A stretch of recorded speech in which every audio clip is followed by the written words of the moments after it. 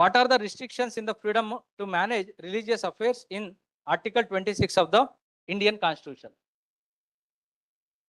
Public order, morality, health. ಮೂರೇ ತಾನೆ.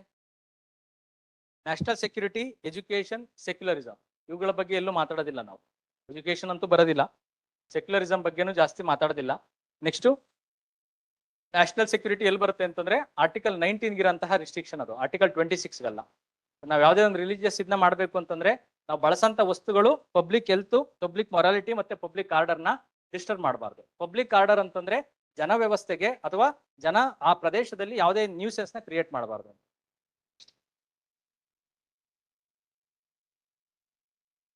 Only three. Question number 50, only three. Question number 51. Given below are two statements. One is labeled as assertion. Second one is reason. ಹೇಳ್ತೀರಾ? Article 14 ಗೆ ಸಂಬಂಧಪಟ್ಟಿರೋದು. ಸಿನಾ ಡಿನಾ correct ಆಗಿ ನೋಡಿ ಅಲ್ಲ.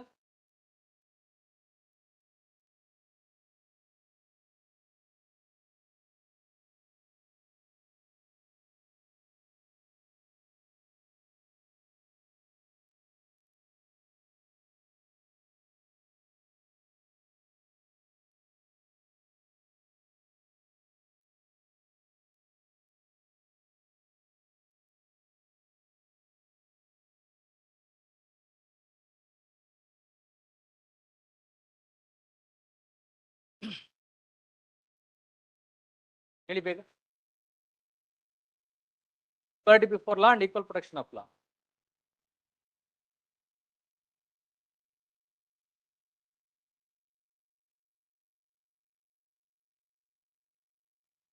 Equal should be treated equally.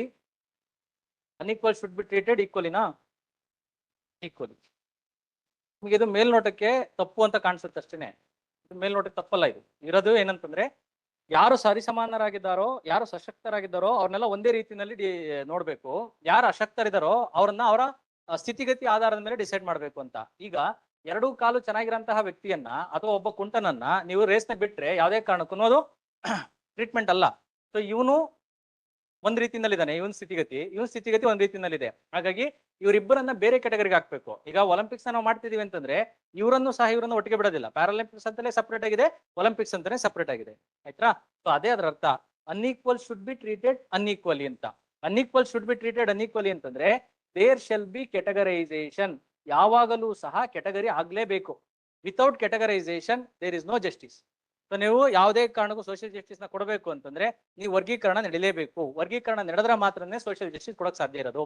ಈಗ ಈ ಒಂದು ರಿಸರ್ವೇಶನ್ ನ ಕ್ಯಾಸ್ಟ್ ಅಥವಾ ಸೋಶಿಯೋ ಎಕನಾಮಿಕ್ ಕಂಡೀಷನ್ ಆಧಾರದ ಮೇಲೆ ಕೊಟ್ಟವ್ರೆ ಅಂತಂದ್ರೆ SC, ST, OBC, EWS ಅಥವಾ ಜನರಲ್ ಮೆರಿಟ್ ಅಂತ ಸೆಗ್ರಿಗೇಷನ್ ಆಗಿರೋದ್ರಿಂದಲೇ, ಕೆಟಗರೈಸೇಷನ್ ಆಗಿರೋದ್ರಿಂದಲೇ ಈ ಒಂದು ರಿಸರ್ವೇಶನ್ ಇಂಪ್ಲಿಮೆಂಟ್ ಆಗಿ ಸಾಧ್ಯ ಇರೋದು.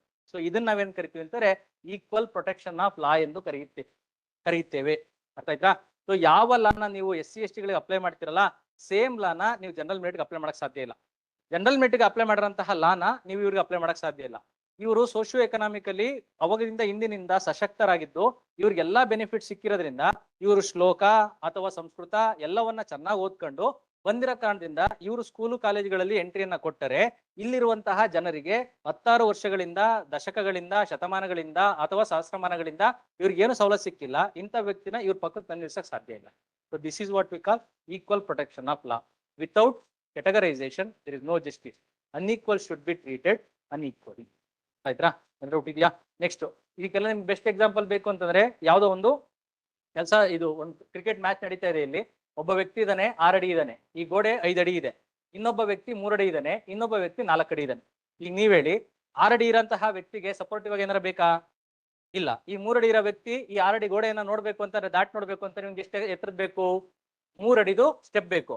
ಅದೇ 4 ಅಡಿ ಇರೋಂತಹ ವ್ಯಕ್ತಿಗೆ ಎಷ್ಟು ಬೇಕು? 2 ಅಡಿದು ಬೇಕು. ಈಗ ನೀವ್ ಹೇಳಿ ಇಲ್ಲಿರಂತಹ ವ್ಯಕ್ತಿಗಳು ಅನ್ಈಕ್ವಲ್ಸ್ ತಾನೆ? ಅವ್ರ ಟ್ರೀಟ್ಮೆಂಟ್ ಅನ್ಈಕ್ವಲ್ ಆಗಿದೆಯಾ, ಈಕ್ವಲ್ ಆಗಿದೆಯಾ? ಅನ್ಈಕ್ವಲ್ ಆಗಿದೆ. So this is what we call article 14. Without article 14 there is no justice. Without categorization there is no justice. ಅದೇ ಕೂತಿರೋದು ನೋಡಿ. State can treat unequal differently with the objective of creating a level playing field in the socio-economic political spheres. Among equals, law should be equal and equally administered. Among equal, it should be equal. Among unequal, it should be unequal. Next, option D, question number 51, option D. Question number 52. ಸರ್ಶಿಯೋರಾರಿ ಈಗಿನ್ನೂ ಓದಿದೀವಿ, ಅದು ನಿಮ್ಗೆ ಗೊತ್ತಿರೋದೇನೆ. both 1 and 2.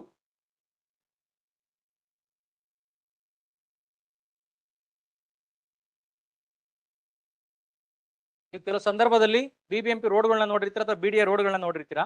ಆ ರೋಡ್ಗಳು ಇಲ್ಲಿಂದ ಪೂರ್ತಿಯಾಗಿ road ಹೋಗಿರುತ್ತೆ, ಮಧ್ಯದಲ್ಲಿ ಯಾವುದೋ ಒಂದು ಮನೆ ಬಂದಿರುತ್ತೆ. ಇನ್ನು ಸ್ವಲ್ಪ ಹೊತ್ತಾದ್ಮೇಲೆ ಇಲ್ಲೆಲ್ಲ ಹೋಗಿರುತ್ತೆ, ಇಲ್ಲಿ ಯಾವುದೋ ಒಂದು ಏನೋ ಒಂದು ಮನೆ ಬಂದಿರುತ್ತೆ, ಶಾಪ್ ಬಂದಿರುತ್ತೆ. ಇಲ್ಲೆಲ್ಲ ಚೆನ್ನಾಗಿ ರೋಡ್ ಹಾಕಿರ್ತಾರೆ, ಕಲರ್ಫುಲ್ ಆಗಿರೋಂಥದ್ದು, ಮಿಣ ಅಂತ ಮಿಂಚ್ತಾ ಇರುತ್ತೆ. ಇಲ್ಲಿ ಬತ್ತಿದ್ದಂಗೆನೆ ಸಮಸ್ಯೆ ಆಗುತ್ತೆ. ಏನಾಗಿರುತ್ತೆ ಅಲ್ಲಿ?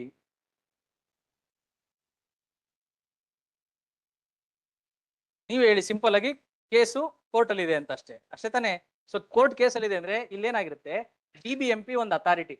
ಈ ಅಥಾರಿಟಿ ಏನ್ ಮಾಡಿರುತ್ತೆ ಅಂತಂದ್ರೆ ಇದನ್ನ ಎವಾಕ್ಯುಯೇಷನ್ ಮಾಡೋದಿಕ್ಕೆ ಇದನ್ನ ನೋಟಿಸ್ ನ ಕೊಟ್ಟಿರುತ್ತೆ. ಸೊ ಈ ಜಾಗವನ್ನ ನೀನ್ ಬಿಟ್ಟು ಆಚೆ ಹೋಗ್ಬೇಕು ಅಂತ. ಈತ ಎಲ್ಲಿಗೆ ಹೋಗಿರ್ತಾನೆ ಅಂತಂದ್ರೆ ಈ ಆರ್ಡರ್ ಅಥಾರಿಟಿಯಿಂದ ಬಂದಿದೆ. ಈತ ಎಲ್ಲಿಗೆ ಹೋಗ್ತಾನೆ ಅಂತಂದ್ರೆ ಹೈಕೋರ್ಟ್ಗೆ ಹೋಗ್ತಾನೆ. ಹೈಕೋರ್ಟ್ಗೆ ಹೋಗ್ಬಿಟ್ಟು ಏನಂತ ಹೇಳ್ತಾನೆ ಅಂತಂದ್ರೆ ಈ ಆರ್ಡರ್ ಸರಿ ಇಲ್ಲ ಸ್ವಾಮಿ, ನನಗೆ ಇವ್ರು ಕೊಟ್ಟಿರೋಂಥದ್ದು ನನ್ನ ಜೀವನೋಪಾಯಕ್ಕಿರೋಂತಹ ಅಂಗಡಿ ಇದು, ಈ ಅಂಗಡಿಯನ್ನ ನಾನು ಬಿಟ್ಟೆ ಅಂದ್ರೆ ನನ್ನ ಕೈಲಿ ಬದುಕಕ್ ಸಾಧ್ಯ ಇಲ್ಲ ಅಂತೇಳಿ ಕೋರ್ಟ್ಗೆ ಹೋಗ್ತಾನೆ. ಆಗ ಕೋರ್ಟ್ ಏನ್ ಮಾಡುತ್ತೆ, ಈ ಆರ್ಡರ್ನ ಸ್ಕ್ವಾಶ್ ಮಾಡುತ್ತೆ ತಾನೆ. ಆ ಸ್ಕ್ವಾಶ್ ಮಾಡೋದನ್ನೇ ನಾವೇನ್ ಕರಿತೀವಿ ಅಂತಂದ್ರೆ ಸರ್ಶಿಯೋರಾರಿ ಎಂದು ಕರೀತೇವೆ. ಯಾರು ಕೊಟ್ಟಿರೋದು ಅದನ್ನ? BBMP ಅಥಾರಿಟಿ ಕೊಟ್ಟಿರೋದು. ಗೊತ್ತಾಯ್ತಾ? ನೀವು ಚರಂಡಿ ಮಾಡ್ಬೇಕಾದ್ರೆ ಅಥವಾ ಫುಟ್ಪಾತ್ ನ ಕ್ಲಿಯರ್ ಮಾಡ್ಬೇಕಾದ್ರೆ ಅಥವಾ ಬೇರೆ ಬೇರೆ ಏನಿದೆಯಲ್ಲ ಅಲ್ಲೆಲ್ಲ ನಿಮ್ಗೆ ಸಮಸ್ಯೆಗಳು ಬಂದಿದಾವೆ ಅಂತಂದ್ರೆ ಅಲ್ಲಿ ಯಾವ್ದು ಆಕ್ಟಿವೇಟ್ ಆಗಿರುತ್ತೆ? ಸರ್ಶಿಯೋರಾರಿ ಆಕ್ಟಿವೇಟ್ ಆಯ್ತಾ? ಸೊ ಹಾಗೇನೆ ನಿಮ್ಗೆ ಯಾವ್ದೋ ಒಂದು IT ಡಿಪಾರ್ಟ್ಮೆಂಟ್ ಇಂದ ಆರ್ಡರ್ ಬರುತ್ತೆ, ಏನಂತಂದ್ರೆ ನೀವು ಕಟ್ಟಿರೋಂತಹ ದುಡ್ಡು ಸರಿಯಾಗಿಲ್ಲ, ನಮ್ಗೆ ಇನ್ನೂ 4 ಲಕ್ಷ ಬೇಕು ಅಂತೇಳಿ ಮೋದಿಜಿಯವರು ಪರ್ಸನಲ್ ಆಗಿ ಲೆಟರ್ ಕಳಿಸ್ತಾರೆ. ಮೋದಿಜಿಯವರು ಪರ್ಸನಲ್ ಆಗಿ ಲೆಟರ್ ಕಳ್ಸೋರು ಅಂತಾರೆ 4 ಲಕ್ಷ ಉಲ್ಟಾ ಬಂದಿದೆ ಅಂತಾರೆ. ನಾವ್ ಎಲ್ಗೆ ಹೋಗ್ತೀವಿ? ಸೀದಾ ಕೋರ್ಟ್ಗೆ ಹೋಗ್ತೀವಿ. ಕೋರ್ಟ್ಗೆ ಹೋಗಿ ಏನಂತ ಹೇಳ್ತೀವಿ? IT ಡಿಪಾರ್ಟ್ಮೆಂಟ್ ಕೊಟ್ಟಿರೋಂಥ ಆರ್ಡರ್ ಏನಿದೆಯಲ್ಲ ಈ ಆರ್ಡರ್ ತಪ್ಪಿದೆ ಅಂತೇಳಿ. ಈ ಆರ್ಡರ್ ಏನ್ ಮಾಡುತ್ತೆ ಕೋರ್ಟು? ಸ್ಕ್ವಾಶ್ ಮಾಡುತ್ತೆ. ಸ್ಕ್ವಾಶ್ ಮಾಡಿ ಚರ್ಚೆಗೆ ಒಳಪಡಿಸುತ್ತೆ. ಅದಾದ ಮೇಲೆ ಅದನ್ನ ಮತ್ತೆ ಇನ್ ಕೇಸ್ ಅದನ್ನ ಸರಿ ಇದ್ರೆ 4 ಲಕ್ಷ ಕಟ್ಟಬೇಕಾಗುತ್ತೆ, ಇಲ್ಲ ಅಂದ್ರೆ ಗವರ್ಮೆಂಟ್ ಮೇಲೆ ಚಿಮಾರಿಯನ್ನ ಹಾಕುತ್ತೆ. So this is what we call certiorari. Next question number 53 ಏನ? Article 15(4), Article 15 subclass 4 came into picture after State of Madras and Champaka Dorairajan case. ಕರೆಕ್ಟಾ? ನೀವು ಅಲ್ಲಿರೋಂಥ ಕೇಸ್ಗಳನ್ನ ನೀವು ನೋಡಿದ್ರೆ ನೀವೇ ನೋಡಿ, ಒಂದ್ ಕಡೆ ಚಂಪಕ ದೊರೈರಾಜನ್ ಅಂತ ಬರ್ದಿದ್ದಾರೆ, ಇನ್ನೊಂದ್ ಕಡೆ ಏನ್ ಬರ್ದಿದ್ದಾರೆ? State of Madras. ಹಾಗೇನೆ ಇನ್ನೊಂದ್ ಕಡೆ ಯಾವ್ದೋ ಒಂದು ಕೇಸನ್ನ ಬರ್ದಿದ್ದಾರೆ ವ್ಯಕ್ತಿದು, ಇನ್ನೊಂದ್ ಕಡೆ ಏನ್ ಬರ್ದಿದ್ದಾರೆ? Union of state. ಕರೆಕ್ಟ್ ಆಗಿ ನೀವು ನೋಡಿ, ಆರ್ಟಿಕಲ್ 12 ಡೆಫಿನೇಷನ್ ಏನಿದೆಯಲ್ಲ ಆ 12 ಡೆಫಿನೇಷನ್ ಏನಂತ ಹೇಳುತ್ತೆ? ಸ್ಟೇಟ್ ಡೆಫಿನೇಷನ್ ಇರುತ್ತೆ ತಾನೆ. ಆ ಸ್ಟೇಟ್ ಅಲ್ಲಿ ಡೆಫಿನೇಷನ್ ಹೇಳ್ಬೇಕಾದ್ರೆ ಏನ್ ಹೇಳುತ್ತೆ? ರಾಜ್ಯ, ಕೇಂದ್ರ ಅಥವಾ ಲೋಕಲ್ ಗವರ್ಮೆಂಟ್ ಅಲ್ಲಿ ಇರುವಂತ ಡಿಸಿಷನ್ ಮೇಕಿಂಗ್ ಅಥಾರಿಟಿ ಅಂತ ತಾನೆ. ಕೇಸ್ ಯಾರು ವಿರುದ್ಧವಾಗಿದೆ ನೋಡಿ? ಯಾವ ವ್ಯಕ್ತಿಗಳು ನಮ್ಮ ರೈಟ್ಸ್ ನ ತಾಣ್ತಾರಲ್ಲ ಅವ್ರ ವಿರುದ್ಧವಾಗೇ ಇದೆ. ಇಲ್ಲಿರೋಂಥದ್ದು ಏನು? First state of Madras. State of Madras ನನ್ನ ರೈಟ್ಸ್ ನ ತಾಂಡಿತ್ತು, ಹಾಗಾಗಿ ಅದ್ರ ವಿರುದ್ಧವಾಗಿ ಯಾರು ಹೋರಾಟ ಮಾಡ್ತಾವ್ರೆ? ಚಂಪಕ ದೊರೈರಾಜ. ಹಾಗೇನೆ ಇಲ್ಲಿರಂತಹ ಇನ್ನೊಂದು ಕೇಸು ಯಾರು ವಿರುದ್ಧವಾಗಿದೆ? Union of India. ನನ್ನ ರೈಟ್ಸ್ ನ ಯಾರು ತಾಂಡಿದ್ದಾರೆ? ಯೂನಿಯನ್ ಗವರ್ಮೆಂಟ್, ಸೆಂಟ್ರಲ್ ಗವರ್ಮೆಂಟ್ ತಾಂಡಿದೆ. ಹಾಗಾಗಿ ನಾನು ಯಾರು ವಿರುದ್ಧವಾಗಿ ಹೋರಾಟ ಮಾಡ್ತಾ ಇದೀನಿ? ಇವೆಲ್ಲ ಯಾರು ಅಂಡರ್ ಬರ್ತವೆ? ಆರ್ಟಿಕಲ್ 12 ಅಂಡರ್ ಬರುತ್ತೆ. ನೆಕ್ಸ್ಟ್ ಇಂದಿರಾ ಸಾನೆ ಕೇಸ್ ಇದೆಯಲ್ಲ, ಅದ್ಯಾವ್ದಕ್ಕೆ ರಿಲೇಟೆಡ್? OBC ರಿಸರ್ವೇಶನ್ ಅಥವಾ ಯಾವ್ದಕ್ಕೆ ರಿಲೇಟೆಡ್? 50% ಇದೆ. ಅದಾದ್ಮೇಲೆ ಅಲ್ಲೇ ಬರ್ಕೊಳ್ಳಿ ಹೆಂಗೇನೆ ಕ್ರಿಮಿ ಲೇಯರ್ ಕಾನ್ಸೆಪ್ಟ್ ಬಂದಿದ್ದು ಈ ಕೇಸಲ್ಲೇ. 50% ಲಿಮಿಟ್ ಬಂದಿದ್ದು ಈ ಕೇಸಲ್ಲೇ. Next National Commission for Backward class ಬರಬೇಕು ಅಂತೇಳಿ ಆರ್ಡರ್ ಕೊಟ್ಟಿದ್ದು ಕೋರ್ಟು ಇದೇ ಕೇಸಲ್ಲಿ, NCBC, National Commission for Backward Classes. Next Ram Singh versus Union of India, reservation of OBC. MR Balaji versus State of Mysore, ಅದು ಸಹ reservation ಸಂಬಂಧಪಟ್ಟಿರೋದೇನೆ.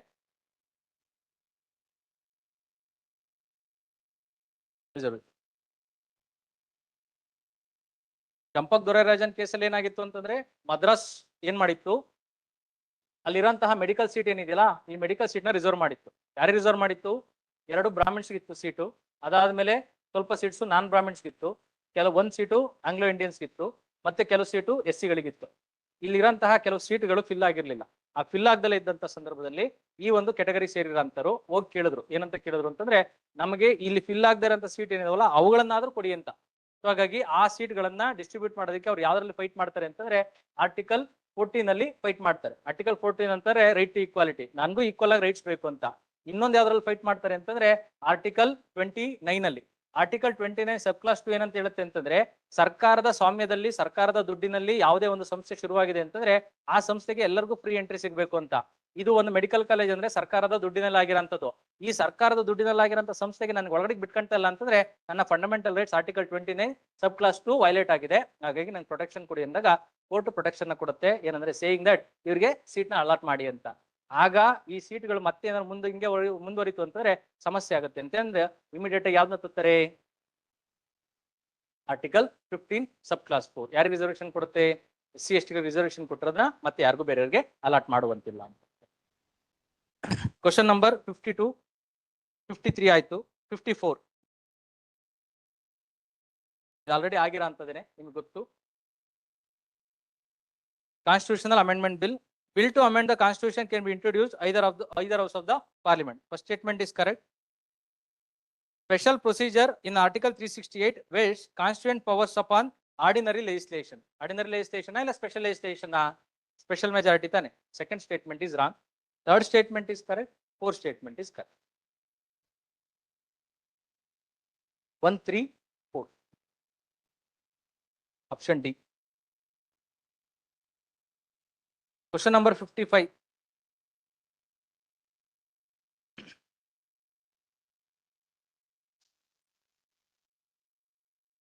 Question number 55 is related to 25th Constitutional Amendment Act.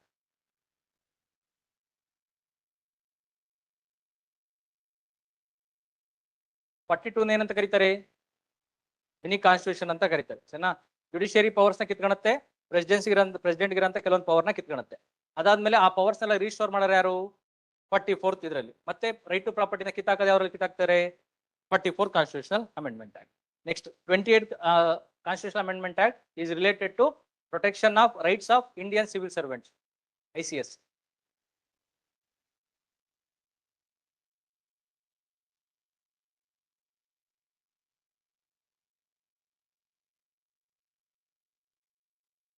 ಆಯ್ತಾ? ಅಲ್ಲಿ ಕೊಟ್ಟಿರೋದೇನು ಅಂದ್ರೆ ಗವರ್ನಮೆಂಟ್ ಏನಂತ ಹೇಳುತ್ತೆ ಅಂತಂದ್ರೆ DPSP ನ ಪ್ರೊಟೆಕ್ಟ್ ಮಾಡೋದಕ್ಕೆ ಯಾವುದೇ ಲಾನ ಮಾಡಿದ್ರೆ, DPSP ಯನ್ನ ಪ್ರೊಟೆಕ್ಟ್ ಮಾಡೋದಕ್ಕೆ ಯಾವುದೇ ಲಾನ ಮಾಡಿದ್ರೆ it is not under the purview of judicial review ಅಂತ. ಯಾವುದೇ ಕಾರಣಕ್ಕೂ ಹೈಯರ್ ಜುಡಿಷಿಯರಿ ಅದನ್ನ ಎತ್ಕೊಳಂಗಿಲ್ಲ ಅಂತ. ಸೊ ಸುಪ್ರೀಂ ಕೋರ್ಟ್ ಏನಂತ ಹೇಳುತ್ತೆ ಅಂತಂದ್ರೆ ನೀನ್ DPSP ನ ಮಾಡೋದಕ್ಕೆ ಈ 39 B ಮತ್ತೆ C ಏನಿದೆಯಲ್ಲ ಇದನ್ನ ತಗೊಂಬಾ, ನಾನೇನ್ ಮುಟ್ಟೋದಿಲ್ಲ, ಆದ್ರೆ ನಮಗಿರೋ ಪವರ್ ಏನಿದೆಯಲ್ಲ ಇದನ್ನ ಯಾವುದೇ ಕಾರಣಕ್ಕೂ ನೀನ್ ಮುಟ್ಟಬಾರ್ದು ಅಂತ. ಸೊ ಅದನ್ನ 25th ಕಾನ್ಸ್ಟಿಟ್ಯೂಷನ್ ಅಮೆಂಡ್ಮೆಂಟ್ ಅಲ್ಲಿ ನೋಡ್ತೀವಿ. ನೆಕ್ಸ್ಟ್ ಬನ್ನಿ. Which of the following statements incorrect with respect to basic structure doctrine? ಎಲ್ಲ ಆಲ್ರೆಡಿ ಆಗಿದೆ, ನೀವೇ ಹೇಳಿ ಏನು. It is a form of judicial review, there is no doubt. Next, ಎರಡನೇದು, it is used to test legality of any legislation by the courts. Statement is correct. Fourth statement, it falls outside the scope of amending powers of the parliament. Correct ಆಗಿದೆಯಾ? Basic structure ನ amend ಮಾಡಕ್ ಸಾಧ್ಯ ಇದೆಯಾ? ಇಲ್ಲ. So it is falls outside the. Third statement ಬನ್ನಿ. It can be exercised by the people through the representatives in the constitutive assembly. Wrong statement. ಅಲ್ಲಿ ಕೇಳಿರೋದು incorrect statement ನ ಕೇಳಿದ್ದಾರೆ. ಯಾವ್ದು, ಎಷ್ಟು incorrect statement? Only one. Next question number 57. Date of adaptation is provided in preamble. Next, Citizenship Act 1955 deals with determination of citizenship on or after 1950 26 January. Before that ಯಾರು ನೋಡ್ತಂತಾರೆ, constitution ಹೇಳುತ್ತೆ. After that ಯಾರು ಹೇಳ್ತಾರೆ, parliament. Next, the states were reorganized in the year 1956 mainly on the basis of, ಅಲ್ಲಿ correct ಆಗಿ ನೋಡ್ಕೊಳ್ಳಿ, ಅವ್ರು ಕೊಟ್ಟಿರೋಂಥ ಪದ ಯಾವುದು ಅಂತಂದ್ರೆ ಮೇನ್ಲಿ ಅಂತೇಳಿ ಕೊಟ್ಟಿದ್ದಾರೆ. ಅಲ್ಲಿ ಇನ್ ಕೇಸ್ ಏನಾದ್ರು ಈ ಪದ ಕೊಟ್ರೆ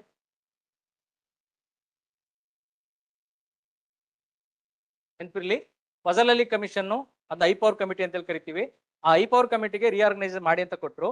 ಆ ಕಮಿಟಿ ಏನಂತ ಹೇಳುತ್ತೆ ಅಂತಂದ್ರೆ there shall not be segregation or the division of the states on the basis of only on the language.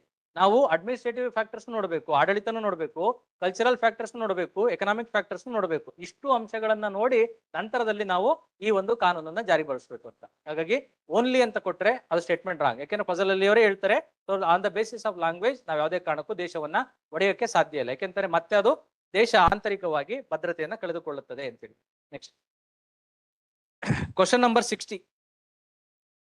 Factual question ಆಗಾಗ ಒಂದ್ಸರಿ ಕೇಳ್ತಾರೆ, ನಿಮ್ಗೆ ನೆನಪಿರ್ಲಿ. ಈ ಒಂದು ಸ್ಟೇಟ್ ಏನಿದೆಯಲ್ಲ, ಇವುಗಳ ರಿಆರ್ಗನೈಸೇಷನ್ ಆಗಿರೋಂಥದ್ದು ನೆನ್ಪಿಡ್ಬೇಕಾಗಿರೋದು ಮೊದಲು ಯಾವ್ದು ನೆನ್ಪಿಡಿ ಅಂತಂದ್ರೆ ಈ ಸಿಕ್ಕಿಂ ಏನಿದೆಯಲ್ಲ ಇದನ್ನ ನೆನ್ಪಿಡಿ. ಸಿಕ್ಕಿಂನಿಂದ ಹಿಂದಕ್ಕೆ ಯಾವ ಆಗಿದಾವೆ, ಸಿಕ್ಕಿಂನ ನಂತರದಲ್ಲಿ ಯಾವ್ದಾಗಿದೆ. ಸಿಕ್ಕಿಂನ ಹಿಂದಕ್ಕೆ ಏನಾರ ನೀವು ನೋಡಿದ್ರೆ ನಮಗೆ ಕಾಣಿಸೋಂಥದ್ದು ಯಾವ್ದು ಅಂತಂದ್ರೆ ಈ ಭಾಗದಲ್ಲಿ ಮಿಜೋರಾಮು, ಅರುಣಾಚಲ್ ಪ್ರದೇಶ, ಗೋವಾ ನಂತರದಲ್ಲಿ ಆಗುತ್ತೆ. ಅದಾದ ಮೇಲೆ ಅವ್ರು ಒಟ್ಟೊಟ್ಟಿಗೆ ಮಾಡ್ತಾರೆ, ಛತ್ತೀಸ್ಗಢ, ಉತ್ತರಾಖಂಡ್, ಜಾರ್ಖಂಡ್ ಆಗುತ್ತೆ. ಅದಾದ್ಮೇಲೆ ನಮ್ಗೆ ಯಾವ್ದು ಸಿಗುತ್ತೆ ಅಂತಂದ್ರೆ ತೆಲಂಗಾಣ ಸ್ಟೇಟು, ಅದಾದ್ಮೇಲೆ ಯಾವ್ದು ಜಮ್ಮು ಕಾಶ್ಮೀರ. ನೆಕ್ಸ್ಟ್ ಇದರಿಂದ ಹಿಂದಕ್ಕೆ ಯಾವ್ದು ಬರುತ್ತೆ ಅಂತಂದ್ರೆ ಮಣಿಪುರ ಬರುತ್ತೆ, ತ್ರಿಪುರ ಬರುತ್ತೆ, ಮೇಘಾಲಯ ಬರುತ್ತೆ. ಇದರಿಂದ ಹಿಂದಕ್ಕೆ ಯಾವ್ದು ಬರುತ್ತೆ ಅಂತಂದ್ರೆ ಹಿಮಾಚಲ್ ಪ್ರದೇಶ ಬರುತ್ತೆ, ಹರಿಯಾಣ ಬರುತ್ತೆ, ನಾಗಾಲ್ಯಾಂಡ್ ಬರುತ್ತೆ, ಮಹಾರಾಷ್ಟ್ರದಿಂದ ಗುಜರಾತ್ನ ಕೀಳ್ತಾರೆ.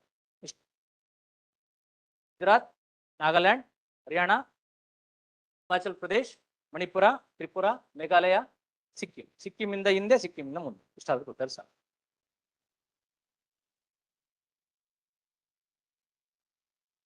Question number 60, option A.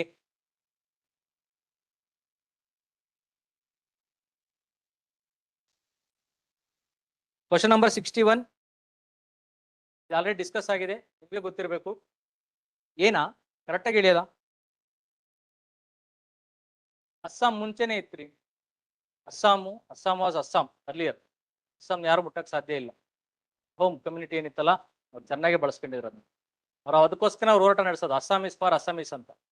ಇವಾಗ್ಲೂ ಅವ್ರು ಯಾಕೆ NRC ನಮ್ಗೆ ಸಪ್ರೇಟ್ ಆಗಿ ಮಾಡ್ಕೊಡಿ ಅಂತ ಕೇಳೋದು ಅಂತಂದ್ರೆ ನಮ್ಮ ನೆಲ, ನಮ್ಮ ಜಲ ನಮ್ದು, ಬೇರೆ ನಾನು ಕೊಡಕ್ ಸಾಧ್ಯ ಇಲ್ಲ ಅಂತ. ಅವ್ರು ಕೇಳ್ತಾ ಇರೋದು ಏನಂತಂದ್ರೆ ಯಾರೇ ಬಾಂಗ್ಲಾದೇಶಿಗಳೇ ಬರ್ಲಿ ಅಥವಾ ಬಿಹಾರಿಗಳೇ ಬರ್ಲಿ, ಉತ್ತರ ಪ್ರದೇಶಗಳೇ ಬರ್ಲಿ, ಎಲ್ಲರನ್ನೂ ಆಚೆಗೆ ಹಾಕಿ ಅಂತ. ಇವ್ರು ಏನ್ ಮಾಡ್ತಾರೆ, ಸೆಂಟ್ರಲ್ ಗೌರ್ಮೆಂಟ್ ಏನ್ ಮಾಡ್ತಾರೆ ಅಂತಂದ್ರೆ ಬರೀ ಬಾಂಗ್ಲಾದೇಶಿಗಳನ್ನ ಮಾತ್ರ ಆಚೆ ಹಾಕ್ತಿವಿ ನಾವು ಅಂತ. ಸೊ ಅದು ಹಂಗಾಗಿ ಅಲ್ಲಿ ಮತ್ತೆ ತಿಕ್ಕಾಟ ಶುರುವಾಗಿದೆ. ಅವ್ರು ಕೇಳ್ತಾ ಇರೋದು ಏನು ಅಂತಂದ್ರೆ ಎಲ್ಲರನ್ನೂ ಆಚೆ ಕಳಿಸಿ ಅಂತ. ಅಸ್ಸಾಮೀಸ್ ಫಾರ್ ಅಸ್ಸಾಮೀಸ್ ಅಂತ. Next question number 61.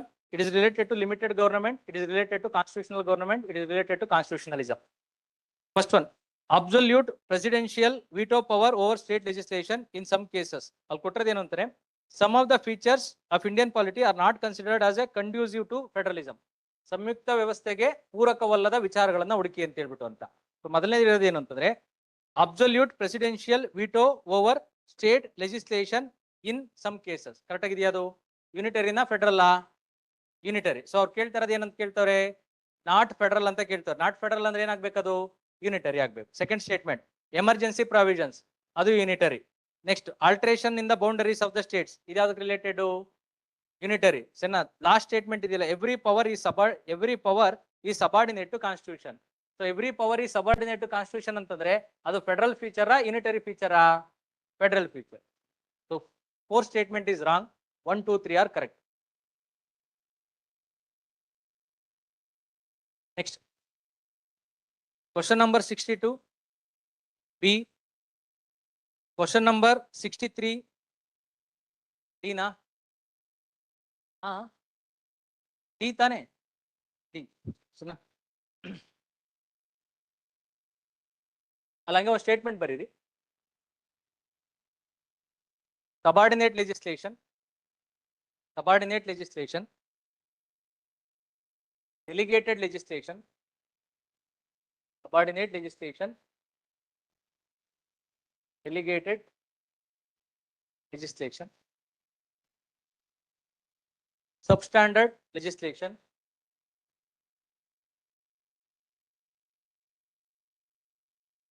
executive legislation. ಇವು 4 ಪದ ಒಂದೇ ಜಾತಿಗೆ ಸೇರಿವೆ.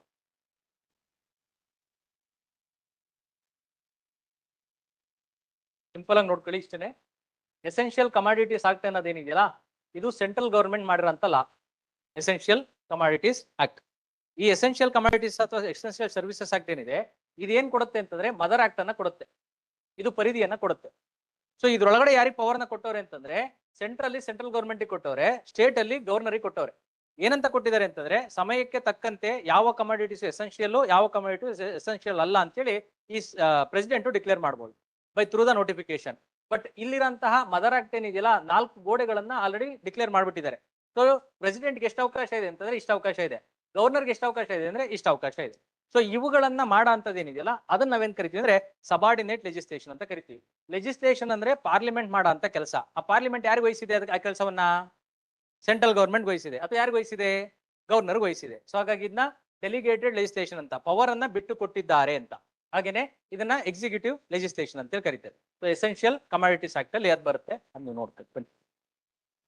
Next question number 63 option 4. Question number 64 1 not 2 not 3 not none of the above. None of the above. Law and order state list.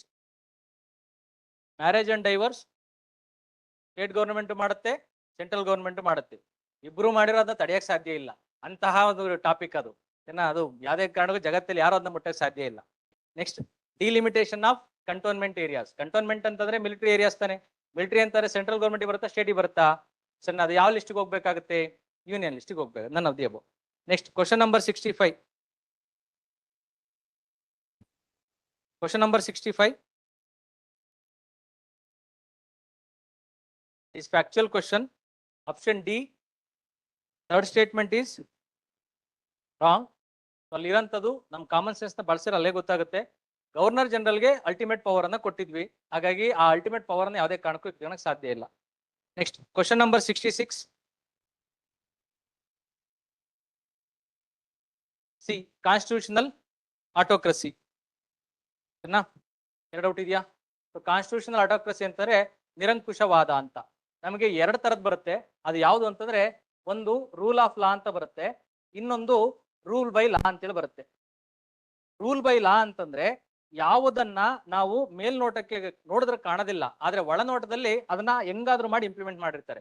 ಇದಕ್ಕೆ ಬೆಸ್ಟ್ ಎಕ್ಸಾಂಪಲ್ ಯಾರು ಅಂದ್ರೆ Hitler. ಹಿಟ್ಲರ್ನ ನಾವೇನ್ ಕರಿತೀವಿ ಅಂತಂದ್ರೆ ಅವ್ನು ಬಳಸಿರೋಂಥ ಫಾರ್ಮುಲಾ ಯಾವುದು ಅಂತಂದ್ರೆ ರೂಲ್ ಬೈ ಲಾ. ಅವ್ರು ಏನ್ ಮಾಡ್ತಾರೆ ಅಂತಂದ್ರೆ ಮೊದಲು ಲಾಸ್ನ ಮಾಡ್ತಾರೆ.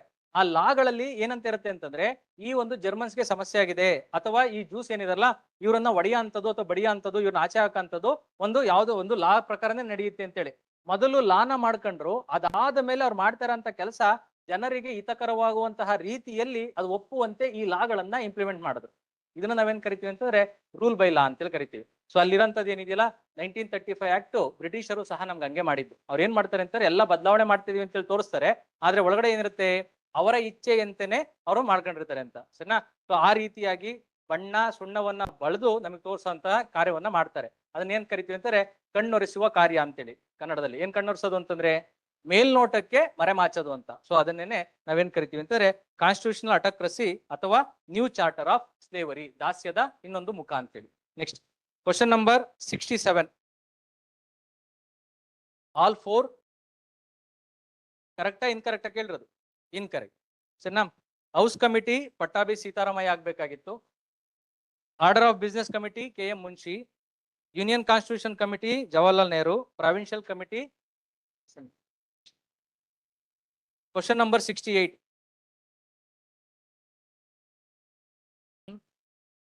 3 ನಾ 4 ಕರೆಕ್ಟ್ ಆಗಿ ನೋಡಿ ಅಲ್ಲ. The member of the Constituent Assembly were chosen on the basis of provincial elections of 1946. That is true. Then the first statement is true. Fourth statement is true. In order to create a sense of collective participation, submissions were solicited from the public. ಜನರಿಂದ ಸಲಹೆಗಳನ್ನ ಸ್ವೀಕರಿಸಿದ್ರು. ನೇರವಾಗಿ ಅವರಿಗೆ ಅವಕಾಶವನ್ನ ಮಾಡಿಕೊಟ್ಟಿರ್ಲಿಲ್ಲ, ಆದ್ರೆ ಸಲಹೆಗಳನ್ನ ಸ್ವೀಕರಿಸಿ ಅದರ ಮೇಲೆ ಚರ್ಚೆ ನಡೆದಿದೆ. 1 ಕರೆಕ್ಟು, 4 ಕರೆಕ್ಟು, ಸೆಕೆಂಡ್ ಸ್ಟೇಟ್ಮೆಂಟು ಮತ್ತೆ third statement wrong statement. Next question number 69. ಎಲ್ಲ ಈಸಿಯೆಸ್ಟ್ ಕ್ವಶನ್ಸ್. ನೀವು ಓದಿರೋ ಫ್ಯಾಕ್ಚುಯಲ್ ನೀವು ಮಾಡಿ. ನಾನು ಕೇಳಂತ ಒಂದೇ ಒಂದು ಪ್ರಶ್ನೆ ಏನು ಅಂತಂದ್ರೆ ಇಲ್ಲಿ ಎರಡಿದೆ, ಒಂದು ನ್ಯಾಷನಲ್ ಸಾಂಗು ಮತ್ತೆ ಇನ್ನೊಂದು ನ್ಯಾಷನಲ್ ಆಂಥೆಮ್ ಅಂತ. ಆಯ್ತಾ? ಸೊ ರಾಷ್ಟ್ರೀಯ ಗೀತೆ ಮತ್ತು ರಾಷ್ಟ್ರಗೀತೆ ಅಂತೇಳಿ. ಸೊ ಈ ರಾಷ್ಟ್ರಗೀತೆ ಮತ್ತೆ ರಾಷ್ಟ್ರೀಯ ಗೀತೆನಲ್ಲಿ ಮೊದಲು ಯಾವ್ದನ್ನ ಆಡಬೇಕು ಅಥವಾ ಫಂಕ್ಷನ್ ಎಂಡ್ ಮಾಡ್ಬೇಕಾದ್ರೆ ಯಾವ್ದನ್ನ ಆಡಬೇಕು? ನ್ಯಾಷನಲ್ ಸಾಂಗು ಫಸ್ಟ್ ಬರಬೇಕು, ಅದಾದ್ಮೇಲೆ ಯಾವ್ದು ಬರುತ್ತೆ? ನ್ಯಾಷನಲ್ ಆಂಥೆಮ್. ನೀವು ಇದನ್ನ ಇವತ್ತಿನ ದಿವಸ ಅಷ್ಟೇ ಅಲ್ಲ, ನಿಮ್ ಸ್ಕೂಲಲ್ಲಿ ನಾವು ನಾಡಗೀತೆಯನ್ನ ಆಡ್ಬೇಕಾದ್ರೆ ಜನರಲ್ ಆಗಿ ಫಸ್ಟ್ ಯಾವ್ದನ್ನ ಆಡ್ತಿದ್ವಿ? ನಾಡಗೀತೆ ಬರ್ತಿತ್ತಾ ಇಲ್ಲಾಂದ್ರೆ ರಾಷ್ಟ್ರಗೀತೆ ಬರ್ತಿತ್ತಾ? ರಾಷ್ಟ್ರಗೀತೆ ಯಾರು ಆಡಿಸ್ತಾರ್ರಿ? ನಾಡಗೀತೆನೇ ಆಡ್ಸೋದು. ಸರಿನಾ? ಅದಾದ್ಮೇಲೆ ಯಾವ್ದು ಬರ್ಬೇಕು?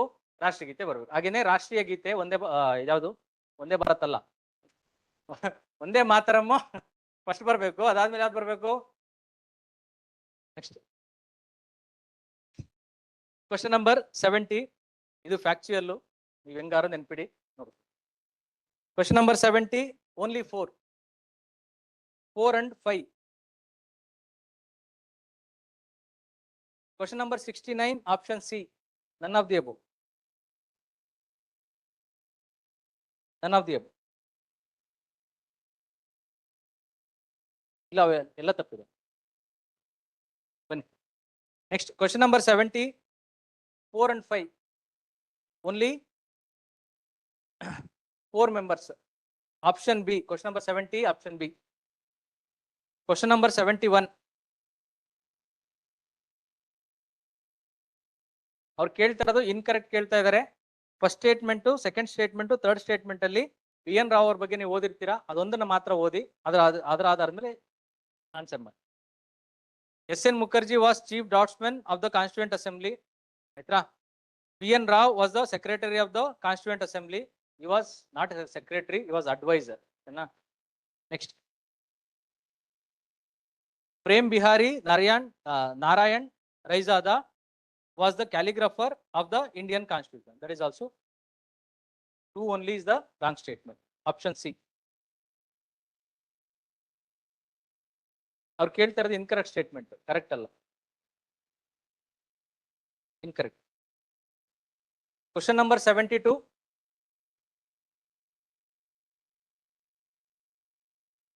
ಮತ್ತೆ ಅವ್ರು ಕೇಳ್ತಾ ಇರೋದು ಇನ್ಕರೆಕ್ಟ್ ನ ಕೇಳ್ತಾ ಇದ್ದಾರೆ, ಕರೆಕ್ಟ್ ಅಲ್ಲ, incorrect.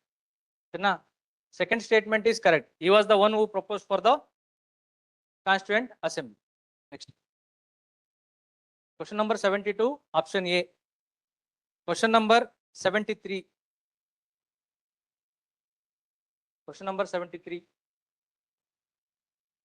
Article 19, subclass 1, subclass A. ಇದಕ್ಕಿರಂತಹ restrictions ಯಾವುದು ಅಂತ. Incitement to offense ಕರೆಕ್ಟ್ ಆಗಿದೆಯಾ? ಗಲಾಟೆಯನ್ನ ಎಬ್ಬಿಸೋದಕ್ಕೆ ಯಾವುದೇ ಕಾರಣಕ್ಕೂ ಅವರು ಪ್ರಚೋದನೆಯನ್ನು ನೀಡುವಂತ ಭಾಷಣವನ್ನು ನೀಡಂಗಿಲ್ಲ. Second one, contempt of court, court ನ ವಿರುದ್ಧವಾಗಿ ಅವ್ರು ಯಾವುದೇ ಕಾರಣಕ್ಕೂ ಪ್ರಚಾರವನ್ನ ಮಾಡಂಗಿಲ್ಲ. Next, friendly relationship with the foreign States, ಅದು ವಿದೇಶಾಂಗ ನೀತಿಗಳನ್ನ ಇವ್ರು ಯಾವುದೇ ಕಾರಣಕ್ಕೂ ಡಿಸ್ಟರ್ಬ್ ಮಾಡಂಗಿಲ್ಲ. ನೆಕ್ಸ್ಟ್, ಸೆಡಿಷನ್ ಅಂತ ಮೆನ್ಷನ್ ಮಾಡಿದಾರ ಕಾನ್ಸ್ಟಿಟ್ಯೂಷನ್ ಅಲ್ಲಿ? ಸೆಡಿಷನ್ ಅಂತ ಕಾನ್ಸ್ಟಿಟ್ಯೂಷನ್ ಅಲ್ಲಿ ಮೆನ್ಷನ್ ಮಾಡಿಲ್ಲ.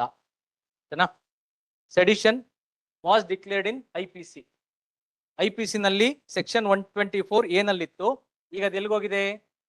BNS ಹೋಗಿದೆ, ಸೆಕ್ಷನ್ 152 ನಲ್ಲಿದೆ, not in the constitution. BNS ಇದೆ. ಮುನ್ಷಿ ಅವರು ಹೋರಾಟ ಮಾಡಿ ಇದನ್ನ ತೆಗ್ಸಾಕಿರೋದು. ಇವರು ಯಾರು? ಅಂಬೇಡ್ಕರ್ ಅವರು ಹಾಕ್ಬೇಕು ಅಂತ, ಬೇಡ, ನಾವೆಲ್ಲ ಸಿವಿಲೈಸ್ಡು, ನಾವ್ ಯಾವುದೇ ಕಾರಣಕ್ಕೂ ನಮ್ಮ ದೇಶದ ವಿರುದ್ಧ ನಾವು ತಿರುಗಿ ಬೀಳಲ್ಲ, ದೇಶದ್ರೋಹ ಕೆಲಸವನ್ನ ಮಾಡೋದಿಲ್ಲ ಅಂತೇಳಿ ಆ ಪದವನ್ನ ತೆಗೆದಾಕಿದ್ದಾರೆ. ದೇಶದ್ರೋಹ ಅನ್ನೋ ಪದವನ್ನ ಅಲ್ಲಿಟ್ಟಿಲ್ಲ. Next, defamation is there, decency and morality is there. So ಯಾವ್ದಿಲ್ಲ ಅದರಲ್ಲಿ? ಓನ್ಲಿ 1. ಯಾವ್ದು ಮಿಸ್ಸಿಂಗ್ ಇದೆ? ಪಬ್ಲಿಕ್ ಬರ್ಕೊಂಬಿಡಿ ಹೆಂಗೇನೆ. Public order, security of the state, ರಾಷ್ಟ್ರೀಯ ಭದ್ರತೆ, ಸಾವರ್ನಿಟಿ ಅಂಡ್ ಇಂಟಿಗ್ರಿಟಿ, ಏಕತೆ ಮತ್ತು ಸಮಗ್ರತೆ.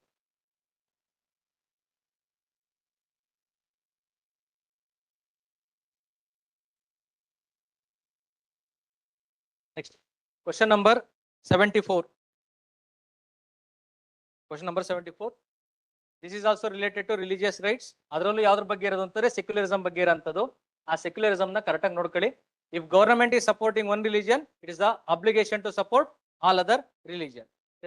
ಯಡಿಯೂರಪ್ಪನವರು ಸಿದ್ಧಗಂಗಾ ಮಠಕ್ಕೆ ಏನಾದ್ರು ದುಡ್ಡನ್ನ ಕೊಟ್ಟಿದ್ದಾರೆ 100 ಕೋಟಿ ಅಂತಂದ್ರೆ, it is obligation on Yediyurappa's government during that period to give some of the amount to any Christian missionary or any of the Islam or any of the Jewish organization. ಇದು ಯಡಿಯೂರಪ್ಪ ಅವರು ಆವತ್ತಿನ ದಿವಸ ಅವರು ಕೊಟ್ಟಿದ್ದಾರೆ. ಅದೇ ರೀತಿಯಾಗಿ ಸಿದ್ದರಾಮಯ್ಯ ಇದ್ರಲ್ಲ, ಅವ್ರನ್ನ ಏನಂತ ಕರೀತಾರೆ? ಸಿದ್ದರಾಮುಲ್ಲಾ ಅಂತೇಳಿ ಕರೀತಾರೆ ಕೆಲವು ಜನ. ಅದರ ಅರ್ಥ ಏನು ಅಂತಂದ್ರೆ, ಇಸ್ಲಾಂ ಧರ್ಮಕ್ಕೆ ಅವರು ಸ್ವಲ್ಪ ಸಪೋರ್ಟಿವ್ ಆಗಿದ್ರು ಅಂತ. ಅದರ ಅರ್ಥ ಏನು ಅಂದ್ರೆ, ಇಸ್ಲಾಂ ಧರ್ಮಕ್ಕೆ ಅವ್ರು ಸಪೋರ್ಟಿವ್ ಆಗಿದ್ದಾರೆ ಅಂತಂದ್ರೆ ಕ್ರಿಶ್ಚಿಯಾನಿಟಿಗೂ ಸಪೋರ್ಟಿವ್ ಆಗಿದ್ದಾರೆ, ಅಥವಾ ಬೇರೆದಕ್ಕೂ ಸಪೋರ್ಟಿವ್ ಆಗಿದ್ದಾರೆ, ಬೇರೆದಕ್ಕೂ. ಕೊನೆಗೆಲ್ಲ ಮಾಡಿ ಫಸ್ಟ್ ಗವರ್ನಮೆಂಟ್ ಅಲ್ಲಿ ಇರತಕ್ಕ ಇದ್ದೆಲ್ಲ ಆಪಿಟ್ಟು ಹೋಗಿದ್ರು. ಕೊನೆಗೆ ಸಿದ್ದರಾಮಯ್ಯರು ಏನಂತ ಹಾಕಿದ್ರು? ಲಿಂಗಾಯತರೇ ಬೇರೆ, ವೀರಶೈವರೇ ಬೇರೆ ಅಂತ ಹೇಳ್ಬಿಟ್ಟಿತ್ತಲ್ಲ ಅದು. So question number 74, option C. Option C. Question number 75.